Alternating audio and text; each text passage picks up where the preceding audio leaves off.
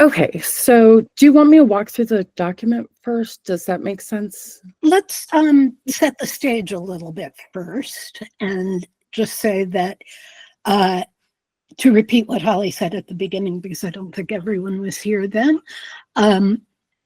we had initially thought that maybe we could have people be researchers and participants, but that's going to create problems and introduce bias. So if you would rather be a participant, feel free to drop now, and we will be in touch with you to schedule a usability test with short interview afterwards. But if you really want to be involved in the hands-on research, that's cool. Just stay here, and we will. There was people who signed up who are not here today, so we will just reach out to them and ask them to be participants instead. Everybody down with researcher? About half. It was like, so we're gonna have to split. Jessica asked in the chat, how many of the 11 participants are also signed up as researchers too? It was at least half, a bunch. Yeah, I'll check the spreadsheet in a minute. Yeah, my mental counting might be off, but it was a significant amount. Hi, Mary. Oh, if you want to be a participant later, Mary, we adore you, but we're going to have to ask you to drop. So, because it's like a spoiler, you know what I'm saying? Then you'll hear things about the test. All right. If you need more participants, I can drop. And then is that I better? think we will. You'd be a great participant, and I think we're going to need it. Yeah, and since you are experienced at research, you don't need the hands-on practice as a researcher. So that would be cool. See you later then. It's all love, Mary. Yes. Okay, cool. Yeah, there were 10 people who signed up to be researchers out of a total of 17 people. So we are going to have to cut a few folks, but I don't think that'll be a problem. Yeah, it was. And I don't think, Mary hadn't signed, she hadn't filled out the sheet, so I can add her here. Yes, as a participant. That would be good.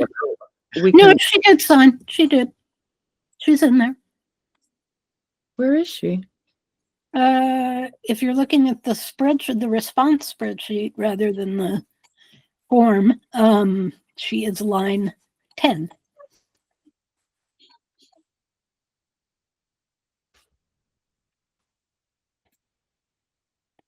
That says AO on mine. Oh, I have it sorted by the would you be interested in collaborating column. Let me. Okay. But she's in there. It's 3:26:25 at 13:50 is her timestamp. Oh, I think this response spreadsheet needs to be updated. I updated it yesterday.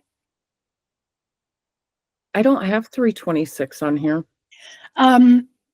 Yeah, you click on, if you go to the form, click on view in sheets and it'll reopen a new one. Yeah. Okay. Yep. Okay. Yeah. So yeah, we got 16 responses actually, and 10 of those were willing to be researchers. Okay, we will get started now or shortly.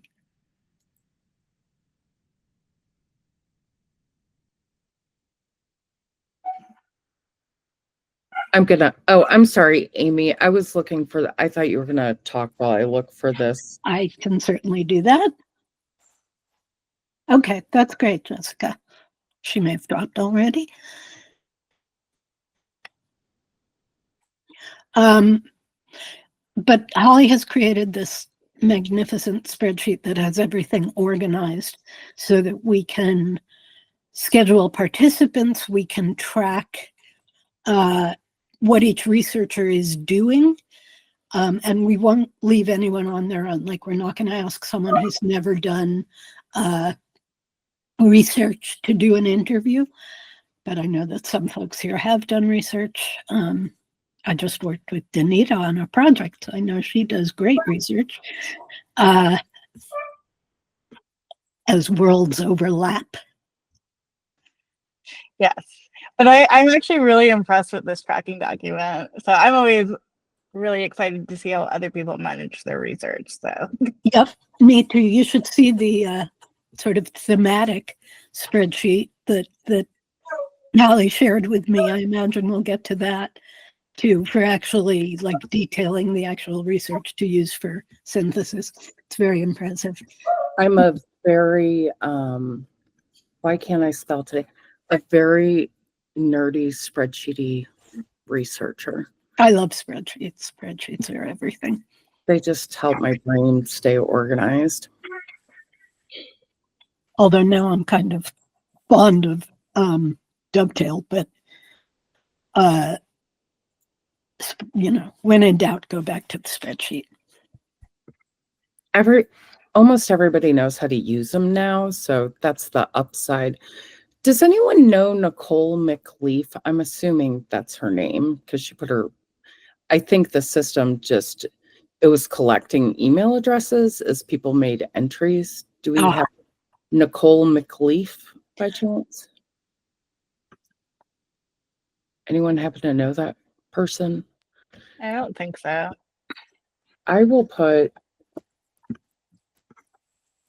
question mark because I'll just leave this one highlighted. And I'm going to take out Jessica also, since she left us. There we go. And she'll be a participant. Oh, wait. So Jessica's going to be a participant? Yeah. Here, I'm going to take her out and put her in participant tracking. Okay. Because you just put her, oh, okay, you're moving her now. Okay. Yep. She can be P08. Beautiful. And then let's make sure we've got, is everyone who's here, do you see your name on the tab that's displayed? Not me. I actually don't remember. I think I started to fill out the form and then maybe didn't finish. And Okay. what's your last name? BELCE. I'm sure Danita could have answered that herself, but I had to jump in. Don't ask me why. That's okay. She's going to have a chance to say it again because I didn't understand it. Awesome. I have a lot of letters that are mistaken for other letters, so I typed it in the chat. So you can just copy paste. Thank you. You are, what is that, like a gentleman and a scholar? So you're a gentle lady and a scholar? Whatever. I don't know. Okay. So I know Jasmine has said you haven't really done research before. Janine, am I remembering right that you have? I've not done formal research before. I have run little like exercises and things like that, but I could probably best thinking of me as inexperienced. Okay. And Sarah, what's your experience level? I have done research, different kinds over the years. Less on the quant side, more qualitative in person and remote sessions. Awesome. And I apologize for not remembering because I know you've been in that's fine. meeting before. And Io, what's your experience level with research? I think the best way to put it is I have a data background, but I'm just getting into the writing. So I haven't done much of writing research, but if it's analyzing data, dealing with the analytics from it and all of that. But doing research, more of speaking, interviews, from a writing perspective, from this perspective, I don't have much experience. But if it's handling data and dealing with data, I can be very helpful there. Great. Okay. Because we do have some data to analyze. Unfortunately, we don't have a ton, but we do have some anonymized data that Abby was able to get for us. And I can also pull some stuff from Google Analytics, which I have access to. So that'll be helpful. I think we can put you down for that, for sure. Okay, Holly, are you ready to introduce the spreadsheet? Yeah, can we stick Giuseppe and make him a participant instead of a researcher? We can. Okay, because I think we're gonna have, just to keep it somewhat balanced, because now we've got maybe 10. I don't know. We don't know if Nicole's real, right? And then we've got 3, 6, 8 researchers, so quite a few. Do you have Jasmine in there? And I need to ask Jasmine, so we'll have 9 and 10. Yeah. Yeah. I see Neelam's name on both, by the way. So I don't know if you want to replace that. Okay. There we go. She's not here, is she? No. Okay.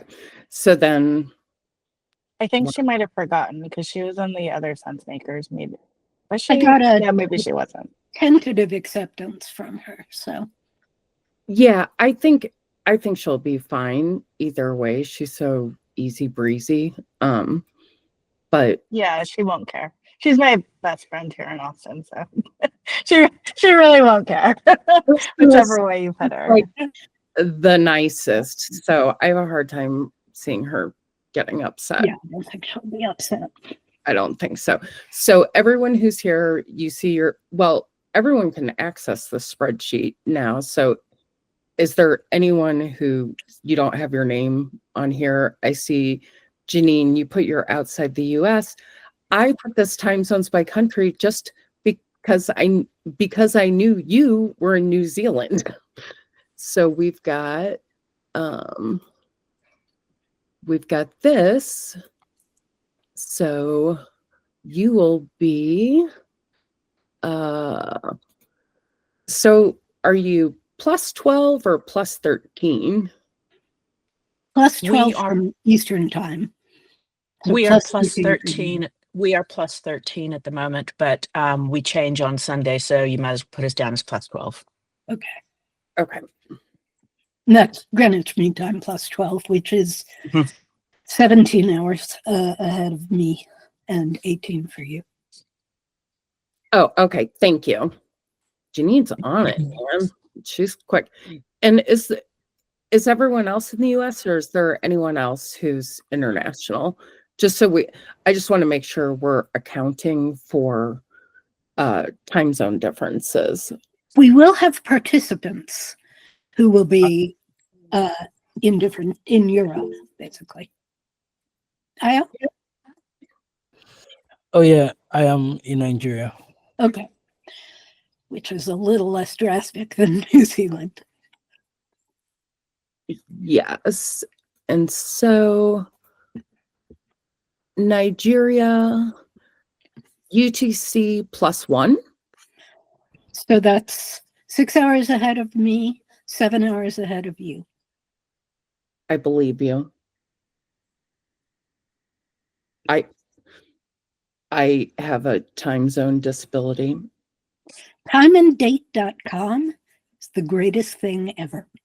Yeah, I have to use those tools because my brain breaks when I try and I can only do Eastern and only go that one direction. I don't know. Okay, so we've got everybody sorted into our groups now, right? So we have our participant list. We good there? And then our researchers here. Mhm. How exciting. Oh, and we've got AO or IO?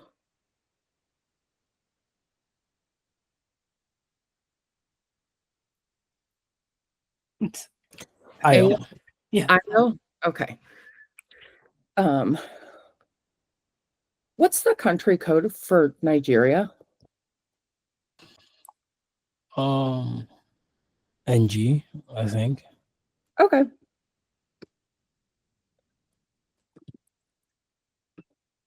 Okay. Yeah. I So only put it in. I only put New Zealand in as NZ because nobody spells it out. Everybody just says NZ. Yeah. I learned that from Australians, oh, oddly enough, not from the New Zealanders. learn new stuff every day. I've not done international research with anyone from Australia or Tasmania, so or the place you're from, Janine, that I can't remember the name of. NZ. Yeah, but she's like on that little island. So the participant tracking, we got that. So at the beginning, I'm gonna erase this because this is all wrong now. There's a link to our Miro board, which has, it might help you if you haven't seen it before, just to kind of skim over it to get an idea of what we've been talking about and thinking about. We can take a look at it too. Then the recruiting, this is just the output from the form, and we've got all of it copied in here. And then I wanted to show the email that we used for the people who haven't done research before, the email that we sent to Abby, so you'd have an idea of like, what do I even ask for when I start a study? So you'd have an idea of what that might look like, that exchange.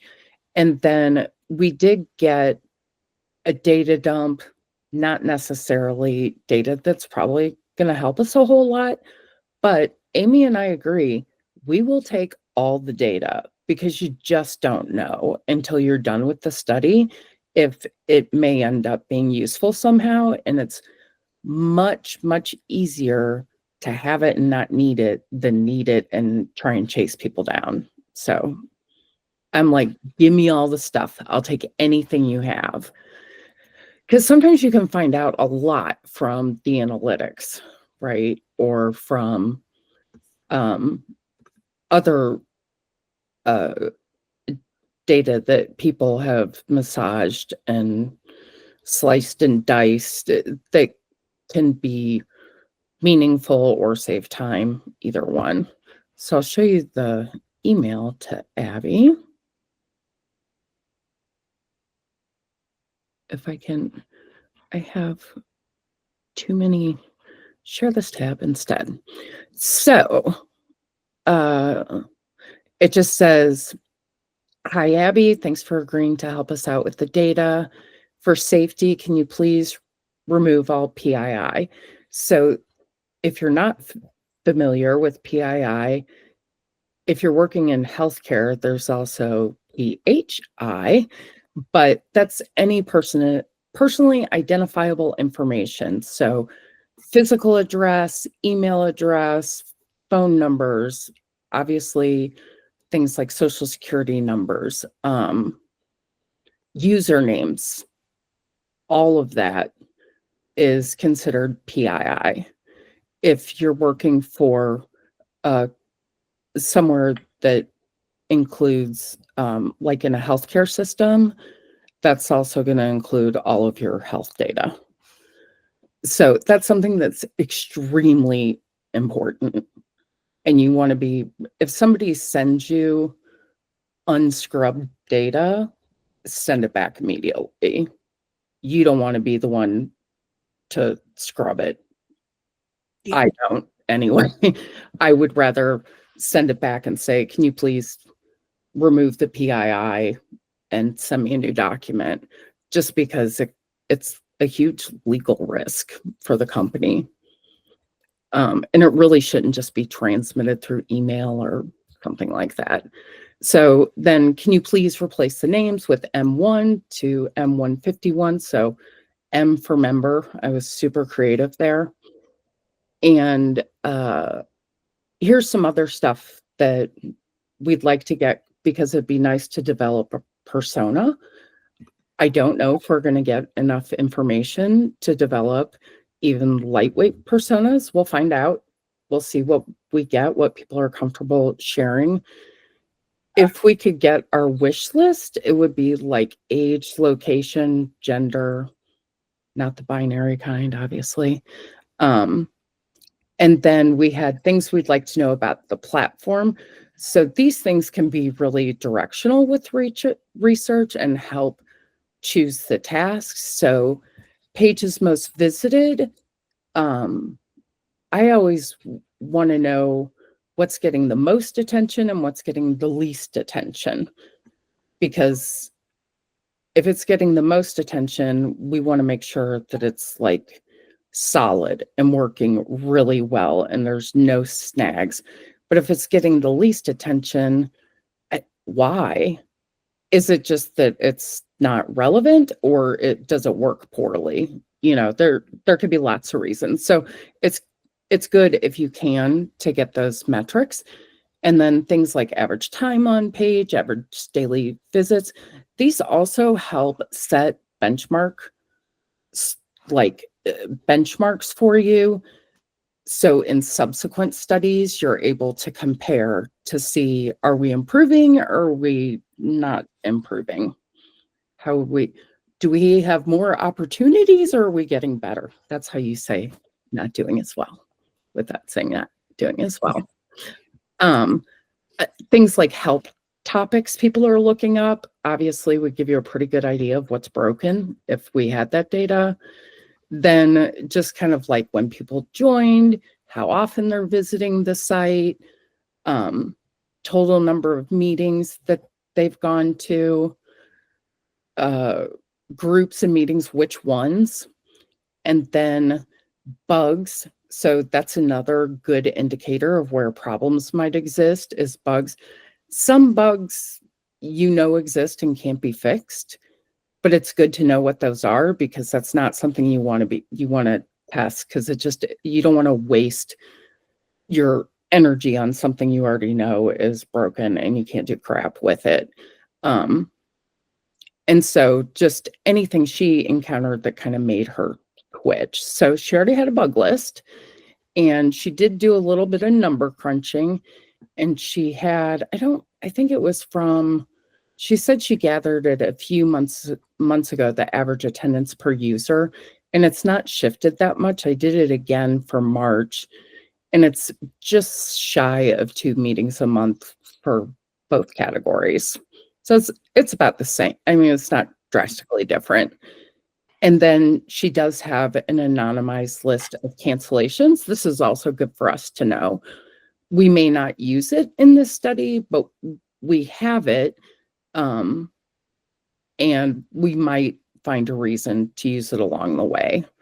So if we find out that, a lot of our participants are having difficulty fitting it into our work life, then that's something we might want to dig deeper into. And do we want to offer meetings in the evening or, whatever. So I think that's it for that. I wanted to give people an idea. And then the data dump we got from Abby, which I'll let you all look through that at your leisure. She is going to continue working on that. So I made a copy of the spreadsheet so we don't mess up her stuff. Then the next tab, this is what we're aiming for. Amy, do you want to I'll take a break. I'll let you talk. Yes. You want to go through this? Yeah. Well, perfect timing because my dogs are barking. Okay. Yeah, so this is our tentative schedule. It is actually going to possibly be pushed out a tiny bit because we just learned that there's going to be a new version of the platform rolled out after Easter, which is Easter is on April 20th, where the bunny is. We can do most of the work, such as creating tasks, writing our questions, etc. Before that happens, because the basic function of the platform, I don't think is going to change so drastically that the tasks will be different. But so this is our tentative schedule, and we would have findings basically done by mid-May. It's a fairly relaxed schedule, and I think Holly and I want to sort of guide as much as possible and let others actually do the work, though we will, of course, step in to help with analysis, conduct some interviews, all that sort of thing. But we want to make it as hands-on as possible for everybody. Yeah, so I think it's a reasonable schedule. It's not overly ambitious, but if it looks unreasonable or unrealistic to anybody, please let us know. We'll, I think, schedule kind of weekly sessions, unless that turns out to be either too much or too little, but I think it'll be about right. In addition to the scheduled meetup, which is coming up next Wednesday, and then will be the second Wednesday in May as well. Yeah, so take a look at the schedule and see if you're comfortable with it, or if you have any concerns. We can pause for a second while you do that. Thanks, Janine.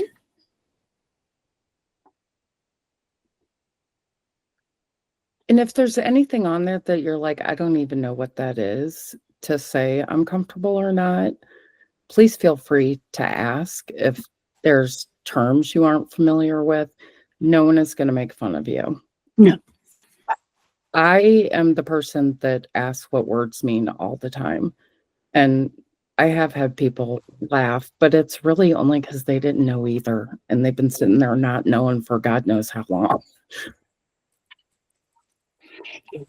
That happens. Mm-hmm. Yeah.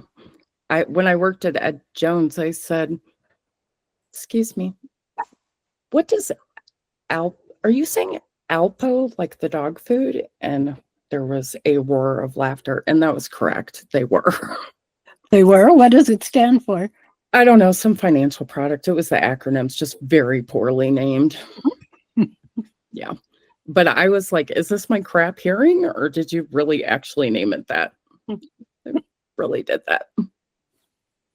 When I worked at Capital One, there were at least 5 projects that were codenamed Project Atlas. They weren't all going on at the same time, but I think 3 of them were. I worked on 2 of them. And it was like, can we maybe start with a B for the next project? Like, is everything Atlas? We came up with this great name, Project Atlas. Yeah, it is.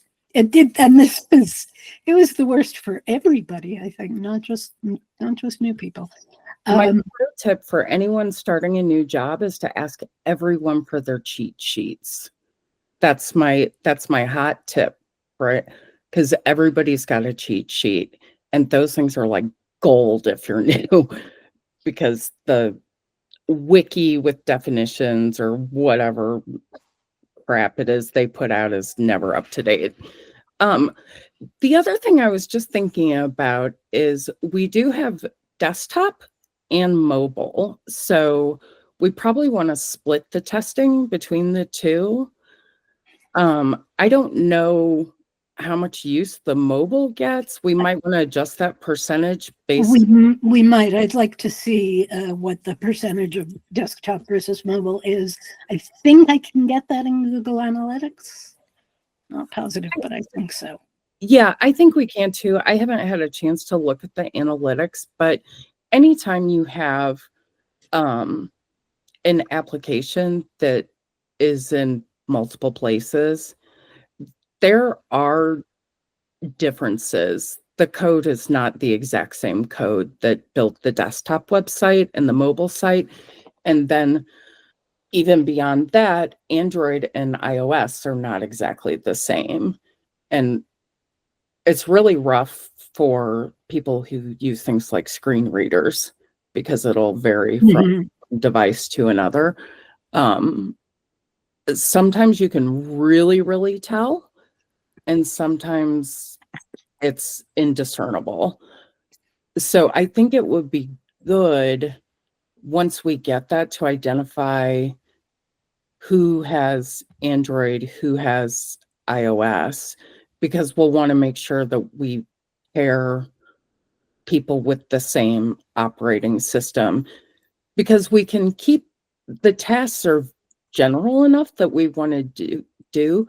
We just won't know what the flow for that task is going to be until they launch. Like, I think one of ours was, find a meeting in RSVP, right? So Mhm. that we don't need to change what we want the task to be, but how you get there, what buttons you click, or, that sort of thing might be different when they launch the new platform. We'll find out. We will find out. And Do you if you're, want to share the Miro board? oh, sure.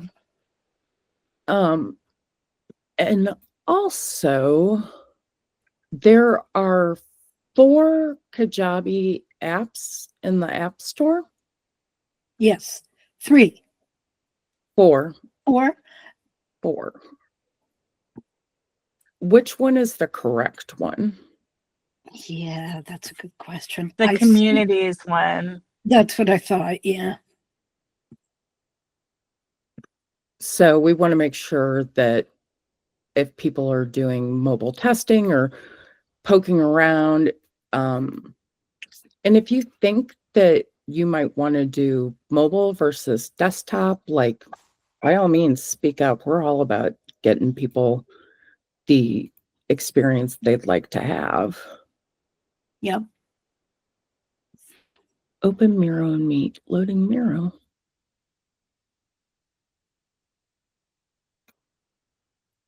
I always forget I can do this. Okay. What embedded in there? Mm-hmm. Yeah, it's nice. It is really nice.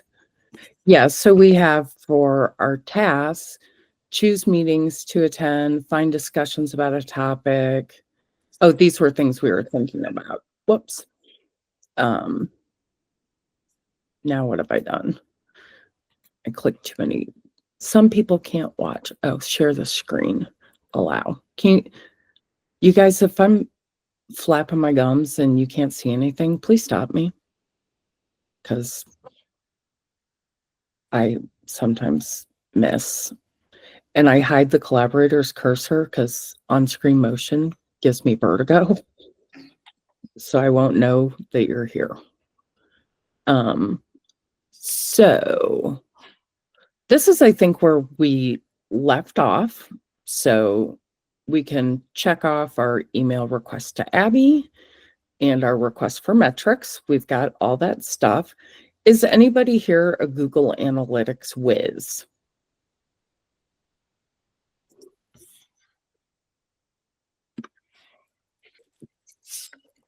Okay. No. So Amy and I will continue. Yeah. We'll I'm not we'll report back. We've already done the participation survey. If a bunch of people drop out, we can ask Abby to post it again, but we didn't want to have it lingering out there for a long time and then it becomes background noise. Yeah, I haven't officially closed the thing yet. Yeah, and I don't think, nobody's going to go there unless they have the exact link. So the overall test design will be a half an hour for 4 tasks. We determined this in a previous meeting. And then these will be approximately what the tasks are going to be. Find a meeting to attend, browse the meetings, find one to attend, RSVP to a meeting, find a discussion about whatever topic. And then we want to make sure they understand the user profile and settings. Now, this one we can't plan because we don't know what it's going to look like yet. Right. Because right now, it's super confusing. Maybe it'll get clear and then we can ask a different question, but not to be pessimistic, I doubt it.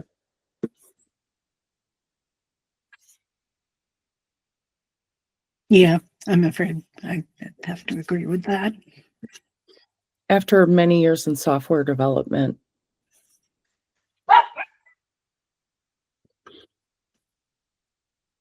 One of the dogs agrees. the beagles are like they're crying because I said software development. Um, next, I'm going to say intranet. So I think that's it as far as like the things I had to share. Oh, the other thing, so the authentication not being recognized, what that means, if you don't know, is once you've logged in and like you see welcome Holly or welcome Amy, then you're authenticated. The system has said, yep, she's a member. She can go to all the member places. But for whatever reason, currently, Kajabi forgets you're authenticated.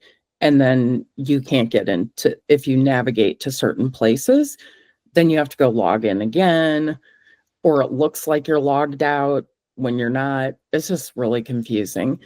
So we know navigation and authentication are likely to pop up, but there isn't like one easy fix for a platform-wide navigation authentication problem. So we have to we can talk about it through our tasks though.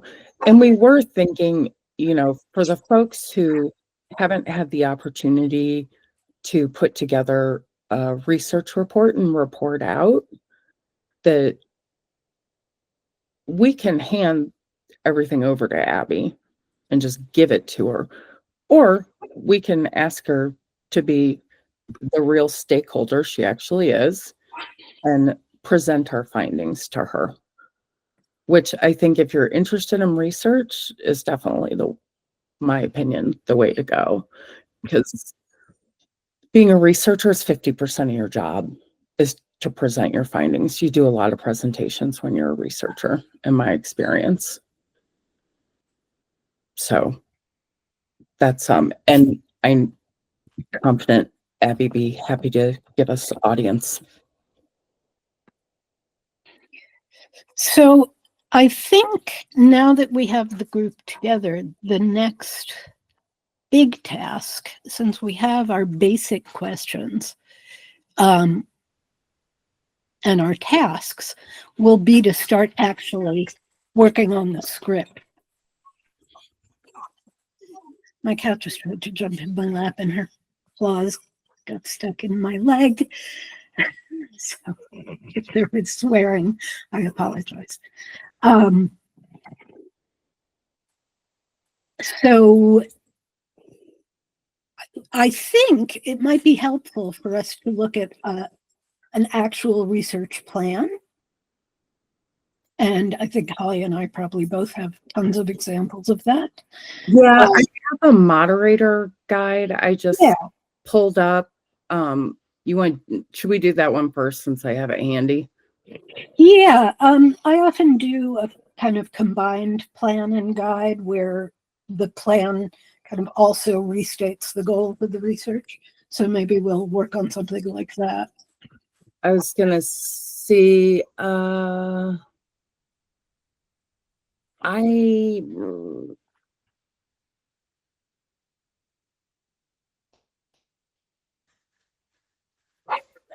Or we can actually talk about what the usability test will, how that will go, how we do a kind of. I don't have anything for the research plans. I'm gonna need to, for NDA material, I need to go about some stuff first. Yeah, let me see if I have a moderator's guide handy.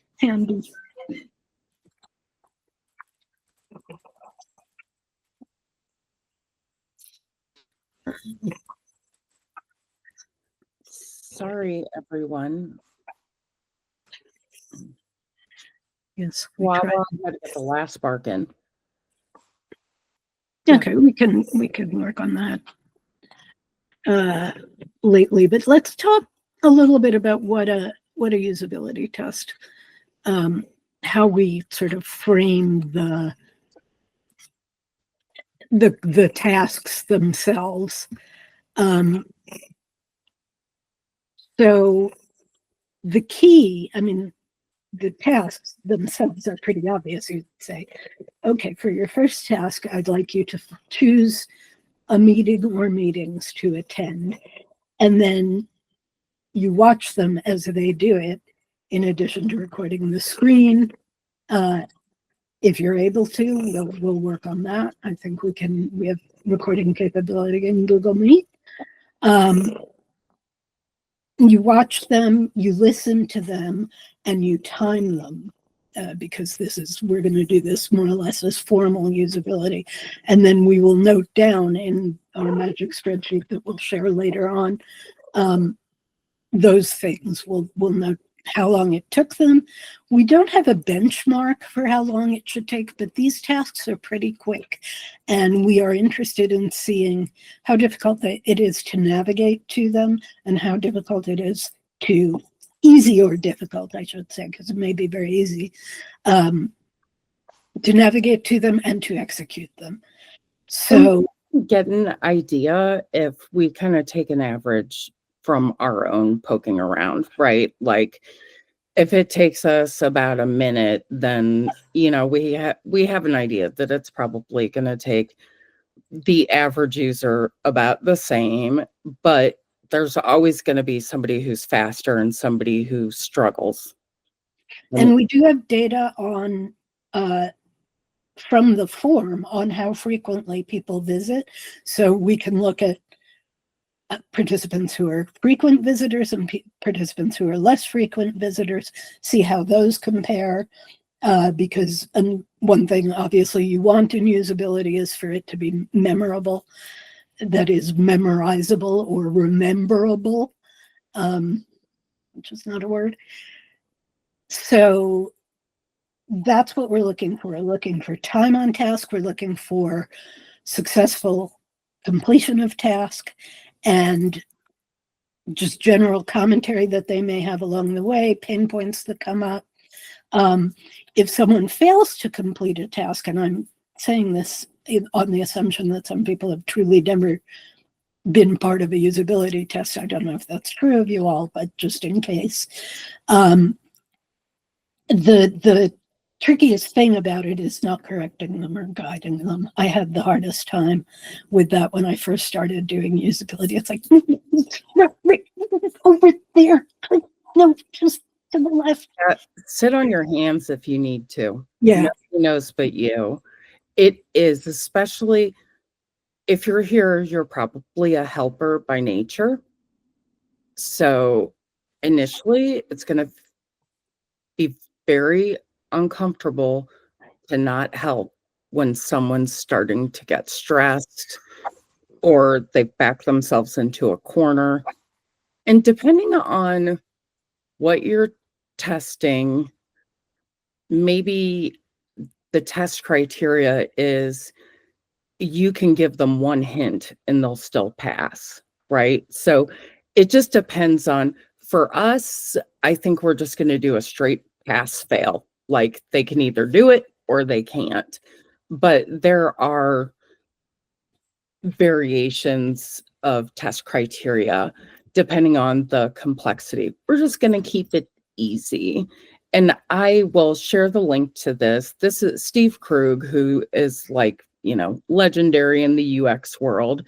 He has some really great resources. This is a kind of just very basic usability script. This first part is his, Tony, I can't pet your ears right now.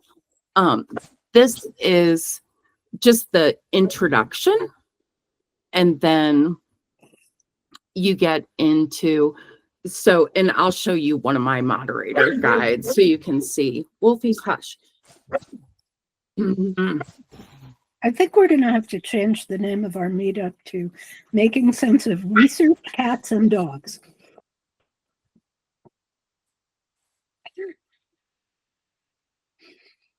Someone's needy today. Benita.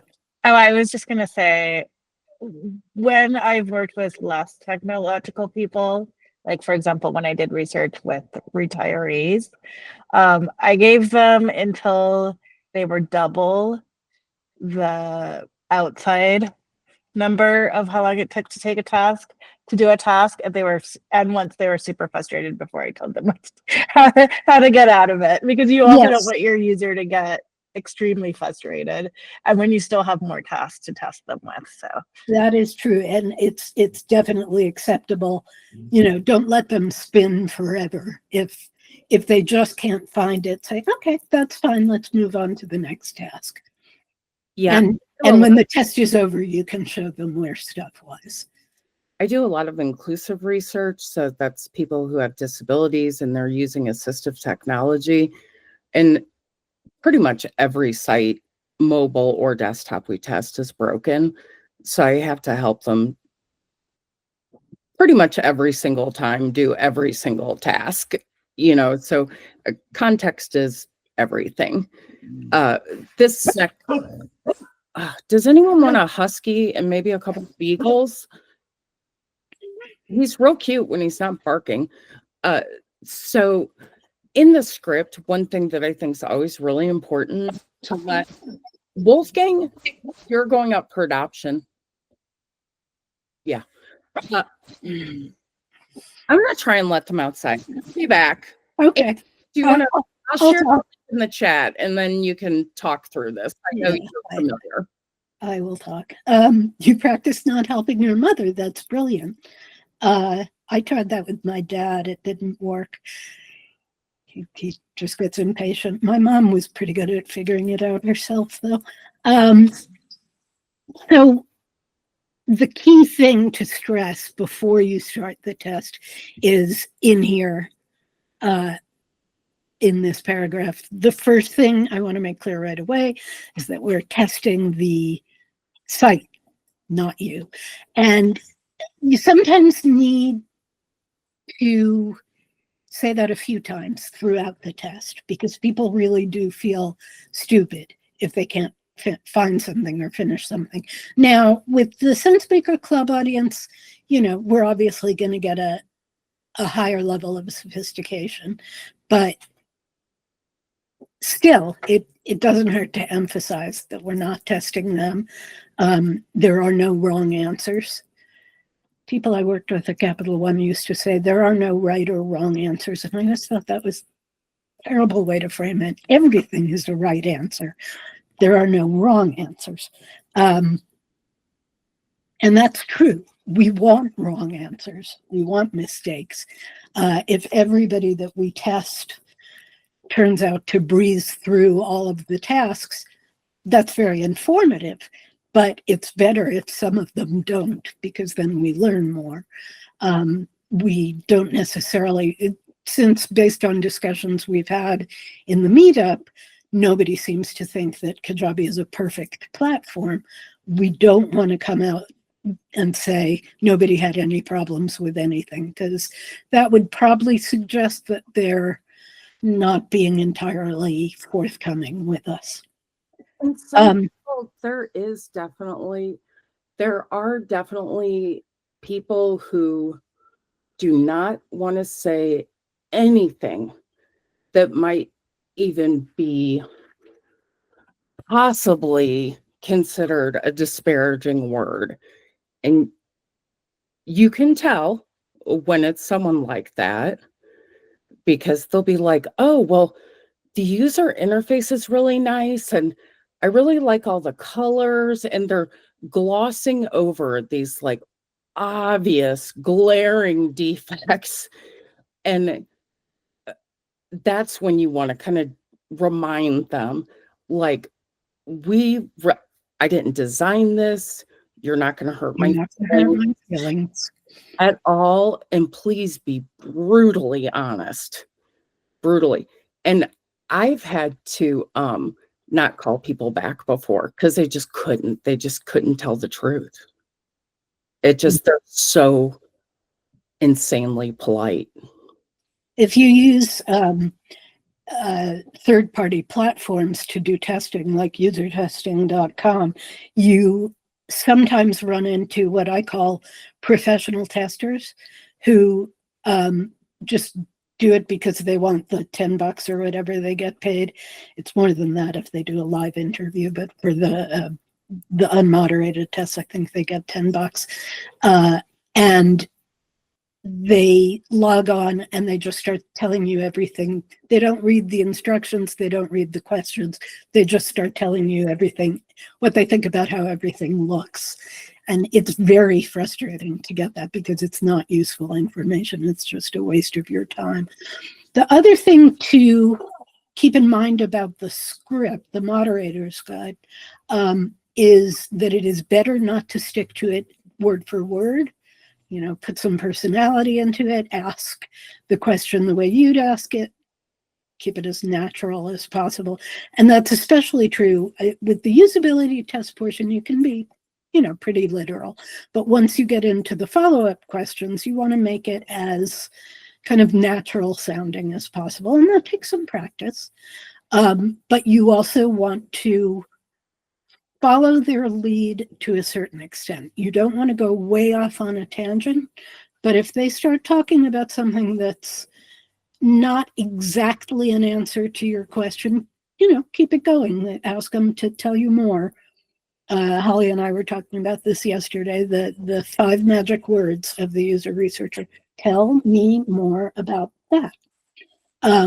To keep them going, you want to hear, you know, every bit of input that they provide is valuable within the time constraint. So you may eventually have to steer them back to the topic, but let them wander.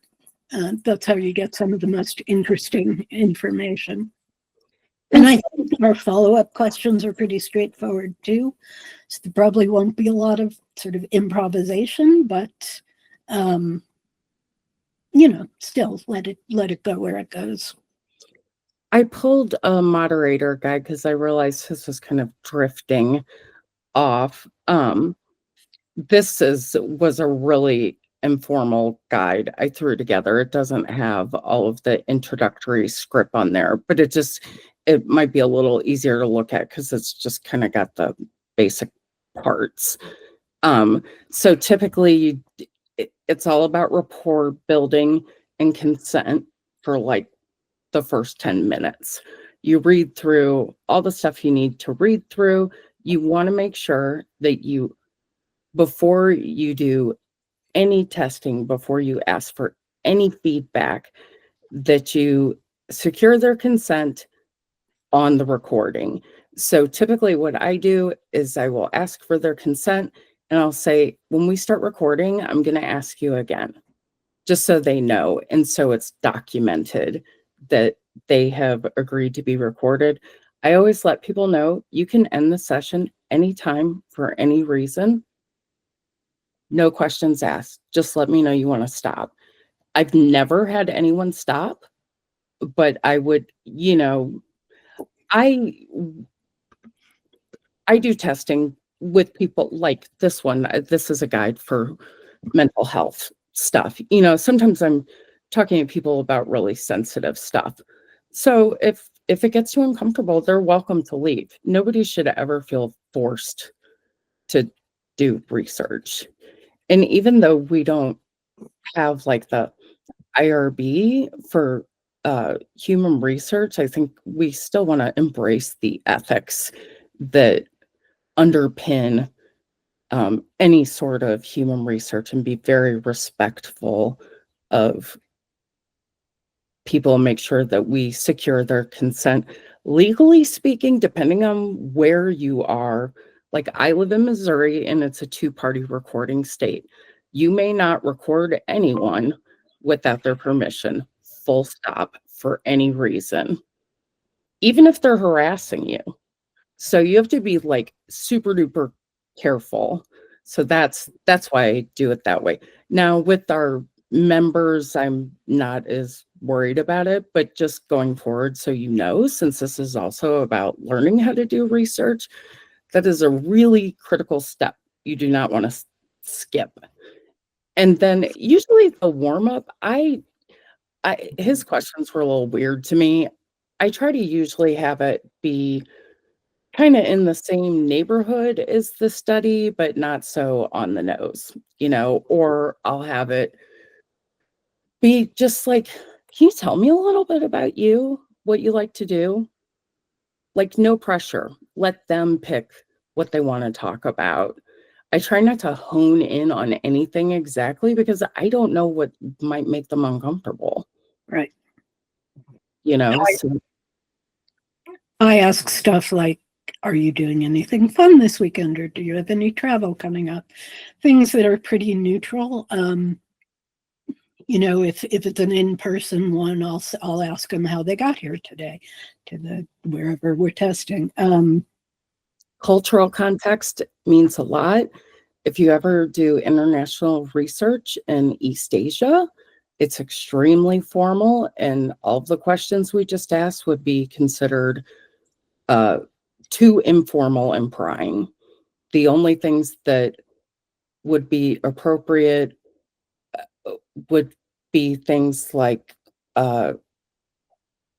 did you find the train okay? It's like just very rigid social conventions, very different. I would probably offend everyone. I should probably not, just because I'm really casual, and I I would never think of it, you know. I blow it before I got started. For this study, I think I might ask something like, which meetups have you been to recently? And tell me a little bit about those. Anything memorable? Which was your favorite? Blah, blah, blah. Kind of thing. And I think we're going through all this because we're going to ask you all to take a stab at writing the moderator's guide. So you should have access now in Miro. If you have an account, you should have access to the questions. We can also send those out, the tasks and the questions, and we can share a couple of different examples of moderators' guides, I think. And I would suggest that we start it here, and we can just sort of dictate. You know, you can tell us what you want to say or just type into a shared doc, and then we can finish it up asynchronously. Yeah. I do want to keep an eye on time. I know I scheduled this for an hour and a half, but that is a lot. So if anyone needs to drop, if anyone wants to continue, you know, next week, or even schedule an extra session between now and the official meetup, happy to do that. If you would rather keep going for another half hour and maybe get started on a shared document, can do that too. And before we move on to anything else, what questions do you all have? I know you all have to have a question or two so far. Okay. Hi, Sarah. Hi. I was just wondering if you have an idea like what the findings will inform. Like, are we thinking of switching platforms, or are you just trying to provide better instructions, or are you just going to see what we find and like take ideas from that? That's a great question. We are not explicitly looking at changing platforms. It's more to inform Abby, like it's a first step in considering how we go forward and what we need to do to improve the experience. So the goal is to inform Abby of where the biggest pain points are. There are things, as I'm sure you've probably noticed, there are things that the Sense Makers Club can change within the platform and things that they can't. So, like, for example, to add people to a meetup channel, the chat channels, you have to be an admin. And so since Abby can't make all of the discussion leaders admins, we have to submit a form to request that an admin add people to the channel. That's an example of something we just can't change. But, you know, I imagine that if we find a bunch of those unchangeable things that are really causing problems for people, that Abby would want to discuss it with the Kajabi folks for their future iterations. And she has the ability to do that at least. But for the purposes of, I'm very rambly today, for the purposes of this test or this study, it's just fact finding. Okay, thanks. Sure. Jasmine.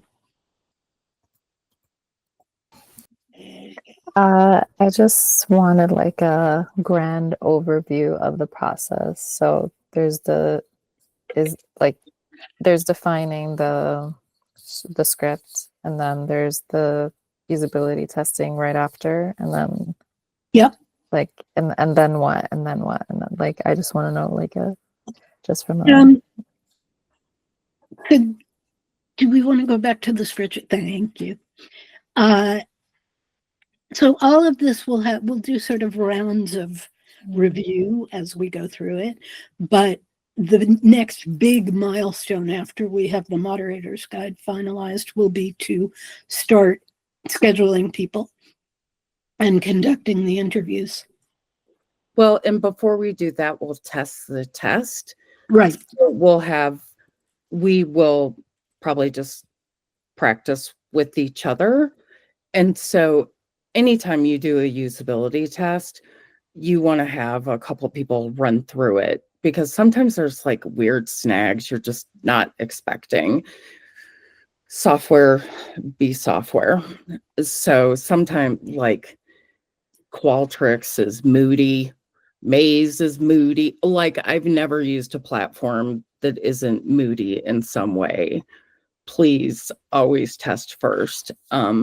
Then that way, you know, okay, I've got something that's rock solid and I don't have to worry. And you can hand off a test to someone and split the responsibility with another researcher if it's needed. But survey, usability test, anything, moderator guide, anything I do, I always ask a colleague to look at it, because you just can't see your own errors and you can't really test your own stuff, because being human's messy. Yep. Neelam, I saw that you joined. We ended up with kind of too many researchers for not enough participants. So we've kind of arbitrarily moved you to being a participant. Okay, thanks for addressing that right at the top of the meeting, because Danita asked me about it, and I was like, yeah, that's totally fine. So can I leave then? Yes, you may drop. Okay. Nice to see you though. Yeah, and if in case there's like, if I can be on standby too, if there's needs change in the as you guys progress. But yeah, thanks. That's awesome. Thank you. Bye. See you soon. Okay. Yeah, so this is the kind of detailed task breakdown, and I think we've allocated about a week for each of these steps. We will start testing kind of as soon as possible after the new platform launches. We may like give it a few days so that any immediate bugs can be worked out. Like we don't want to test if the platform is acting up. But it'll be, I think this is a pretty normal schedule, and we'll do a lot of the analysis and synthesis together. So there may be more than one session in that week. There'll also be stuff you can do offline, but I think a week should be enough for that. Sorry, what, Holly? I'll grab the rainbow. I'll pull that up, the rainbow spreadsheet. Okay. So it'll be in easy way. Okay, Lulu and Evie, no fighting. Okay, thank you. Sorry, it's like a doggy daycare over here today. Okay. All righty. So this, can you all see it now? Okay. This cover page is just general instructions if someone's not around to walk you through it. And then this is once we have the research questions, we can type it in there. It's not critical. This is the critical piece. So what we can do is here just color in the block for each participant. If we can decide we're going to color it in with their color if they passed or if they failed. And if there was, say, somebody went to the home menu instead of the gear to look for their profile settings, that was observation 2. And then P1, P5, and P8 all did the same thing. You would color in those cells with their color. That way you can see where you have similar observations across all your participants. And then there's a metrics tab, which we can use to look at, we can see how long it took them to complete the task. And then we can also ask, there are metrics questions you can ask for each task, and then like an overall score. We can maybe think about, I think task metrics probably make the most sense since they're not necessarily going to be similar to each other. So we can get a feel for how difficult or easy people thought that task was. So you have them do the task, and then if Amy was my participant, I'd say, hey, Amy, on a scale of 1 to 5, 1 being the most difficult, 5 being the easiest, just like if you were going to give it stars on a Yelp review, how difficult or easy did you think this task was? And so we can capture a little bit of quant as we're going through it, but it doesn't add a lot of time, but it gives you, again, it gives you a little bit of a benchmark to work with. Yeah.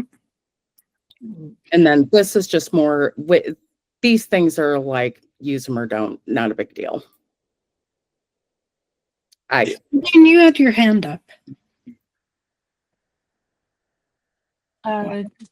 Yeah, I did. I had a question about how is going to be best to communicate as a team as we work on these things. I mean, obviously we've got the Kajabi channel, but we don't want to be, you know, talking among test subjects and stuff like that. But also we know the drawbacks to trying to communicate on Kajabi. So Yes. did you have particular ideas about how we're going to communicate? An email chain in a Google Doc, or? I think I was thinking of a Google Doc, but definitely open to just using email as well. I think I like the idea of a Google Doc. That's, yeah, probably certainly easier than Kajabi.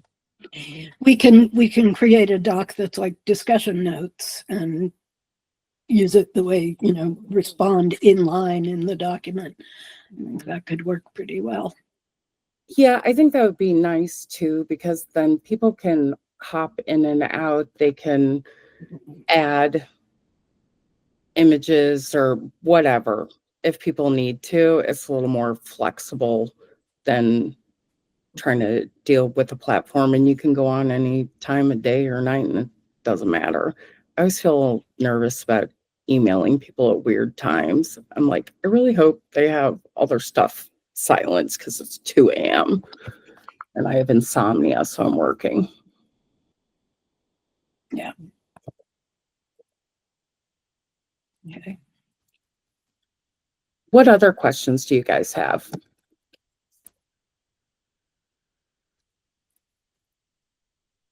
If any.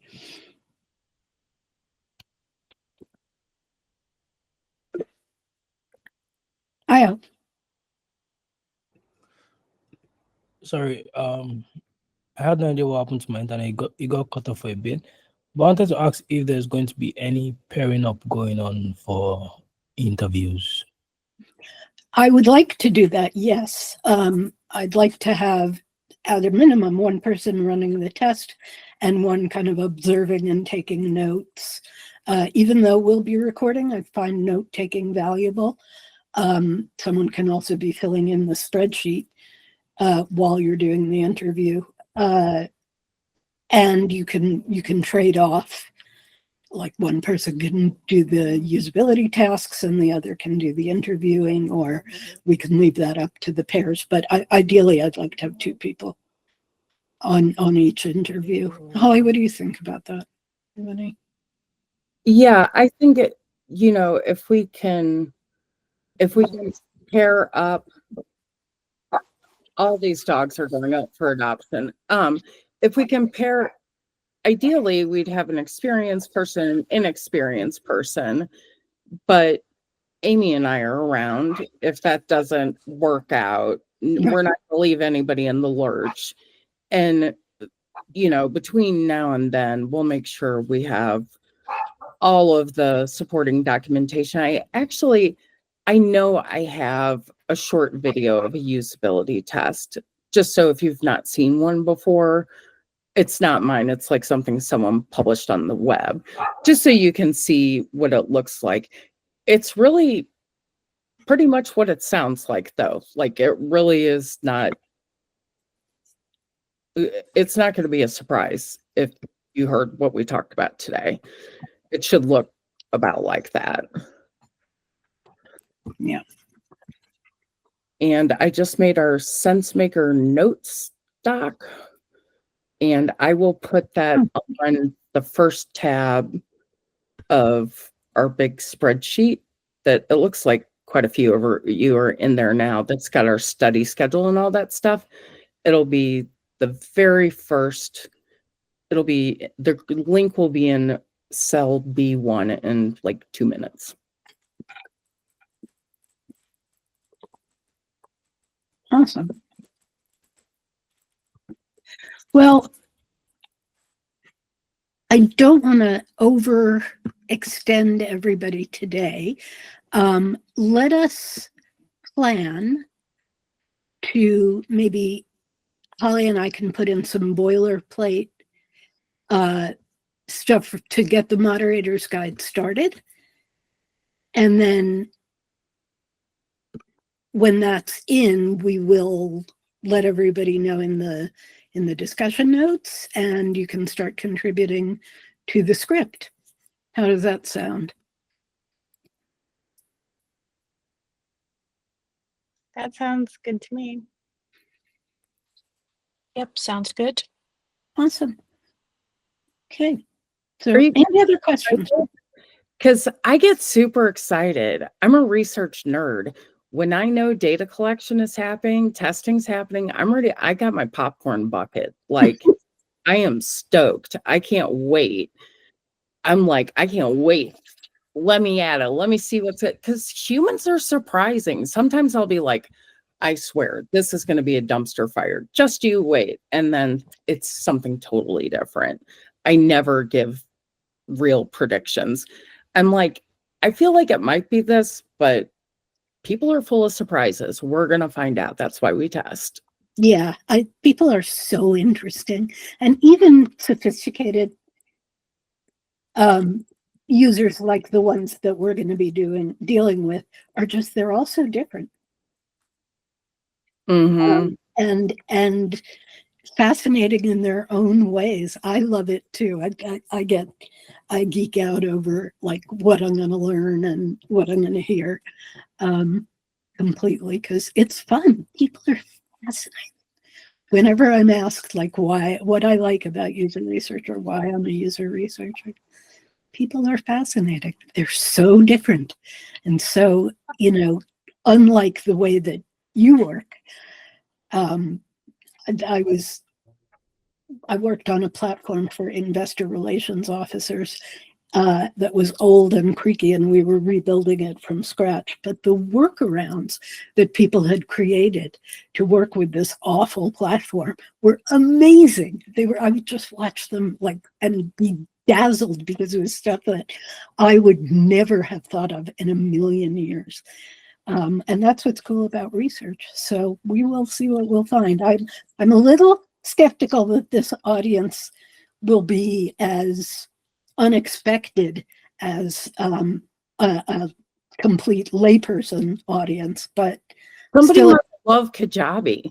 That'll be like the what?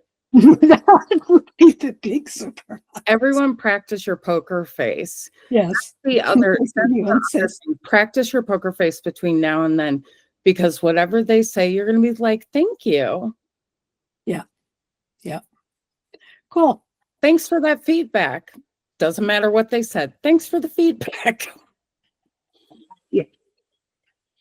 Yep, I'm sure we will see workarounds for Kajabi. I have been having the hardest time lately getting to the screen where it says your library, because that's the only way I know how to navigate to anything, and I can never find that link anymore. So I discovered that the mobile app is easier to get to that, but then I can't react to people's comments in the mobile app. I'm very that's annoying. confused. That's annoying. Thanks. So basically, you have to do some weird combo of desktop and mobile to do all the things you want, I think. That's bizarre.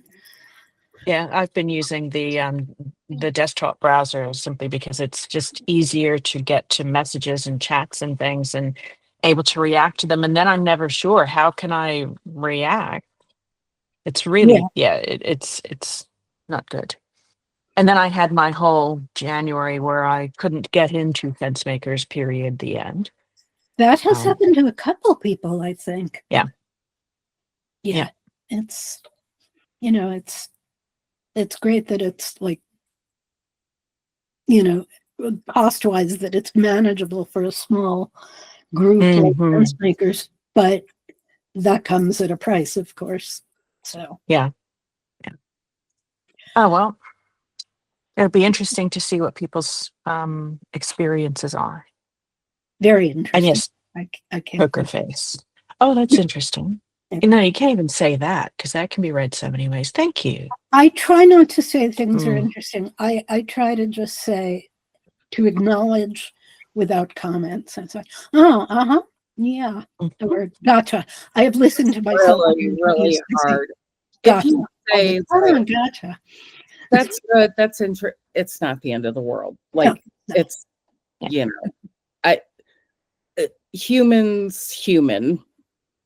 Yeah. And people also catch on to the fact if you say the exact same word every time, you're going to be like a robot. That's going to be weird too.